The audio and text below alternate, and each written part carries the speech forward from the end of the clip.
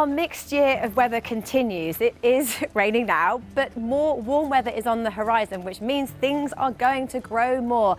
And with that, it is now time to meet our expert this month, who is all about sustainability, turning our kitchen scraps and giving them new life. He grows many of these things in his allotment, and he uses Honda products to make sure he keeps on top of all of it.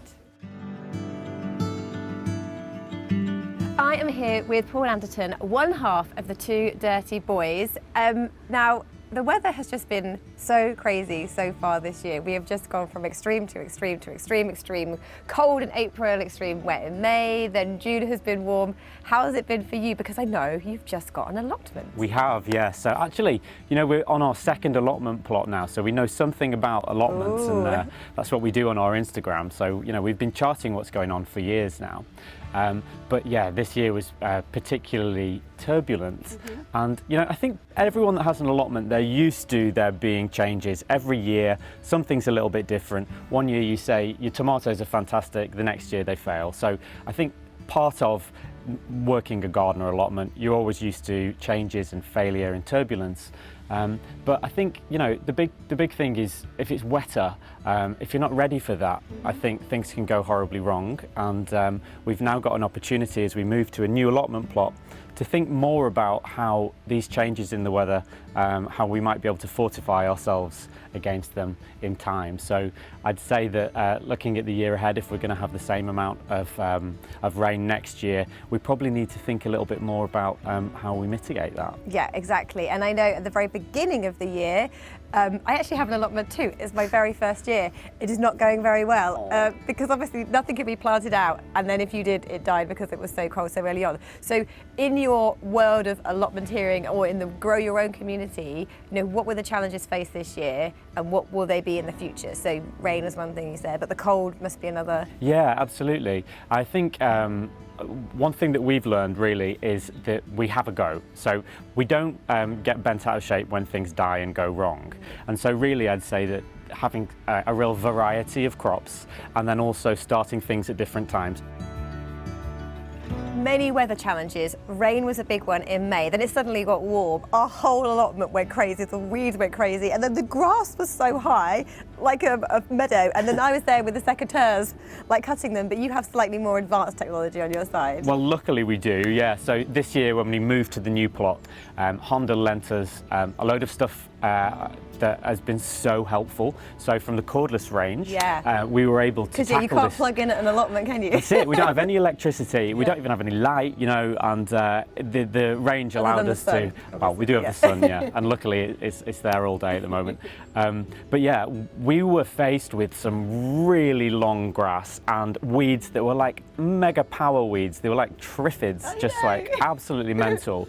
Everything seemed to spring up at once, but we were able to use, you know, the hedge trimmers on the hedges. We used the brush cutter to get into the weeds, and that had, you know, different types of. You could use the cord on it, or you could use the cutter blades.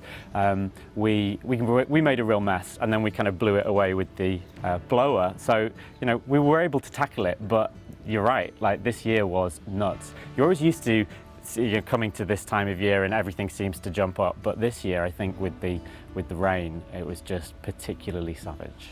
I saw your videos. It was almost like you were sort of like action heroes, like. We loved it. And you know, when you're doing the blower, you get a power pack on your back. Like a Ghostbuster. Exactly, it was like being a Ghostbuster.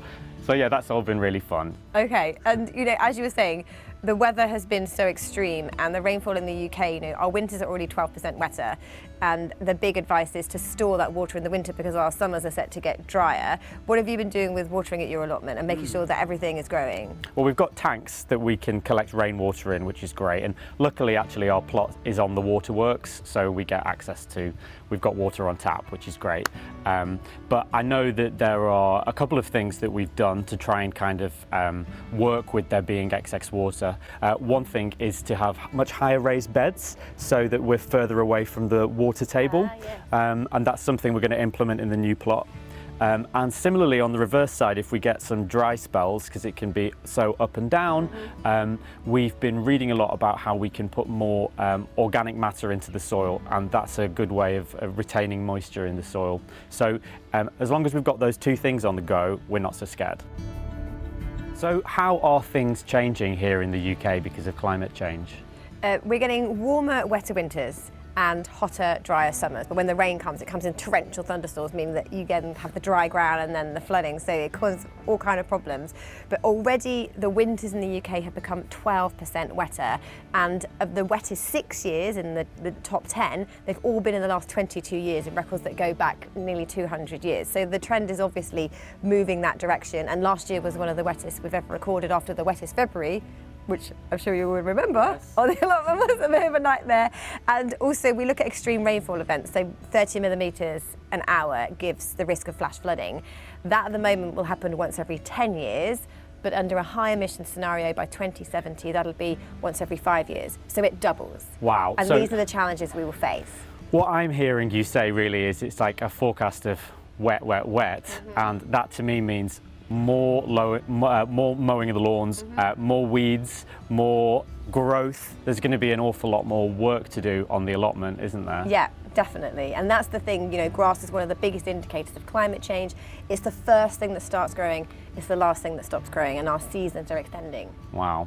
So when thinking about it, all the power tools or the equipment we've been using from Honda to tackle all of this stuff, we're going to need to use that more and more. And I feel much better now that we're using battery operated stuff, because I don't feel as guilty using petrol operated things. It's an easy change to make, yeah. Totally. And the other thing is, you know, when we were working on this, we found that the batteries were interchangeable. They were universal across the whole cordless range. So that's also a little bit easier. So if I've got these tools behind me, maybe we can tackle all of this extra growth. And sometime in between you might get some sleep in too. Maybe, who knows?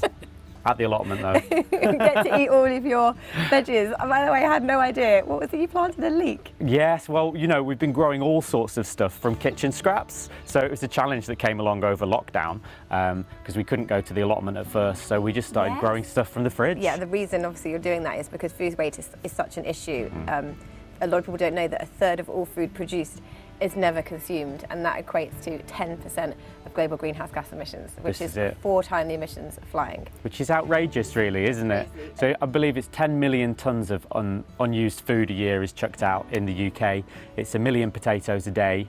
And you know, when I was reading about this, I was surprised to hear that most of the stuff is actually coming from households. It's not coming from restaurants and from hotel groups. That was my immediate assumption. But these are things that, you know, these are changes we can actually make in our daily lives. But what people don't realise is there's loads of other ways of doing that just with kitchen scraps or things that's already in your fridge. So an example is using spring onions. So when you're going to eat them, if you just leave the bottom section that has the roots, those are ready to put back in water, and you can regrow those into full spring onions. That won't grow again. Yeah, it really does. Yeah, within about 10 days you've got a really good tall spring onion.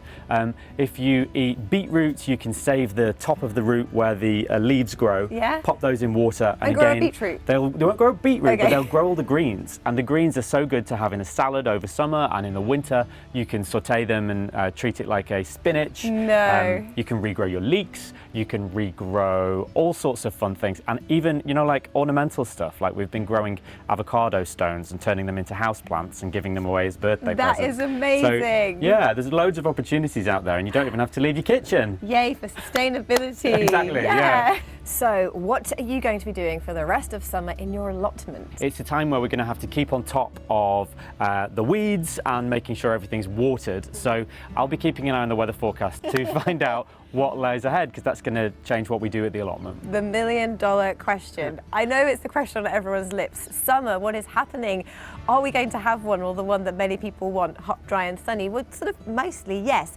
The moment, the long range forecast for the next 2 to 3 months is temperatures around about average or maybe slightly above, and statistically it looks like rainfall will be around about average or slightly below, which is sort of the long-term trend we continue to see for our summers. The specific forecast is high pressure, never too far away.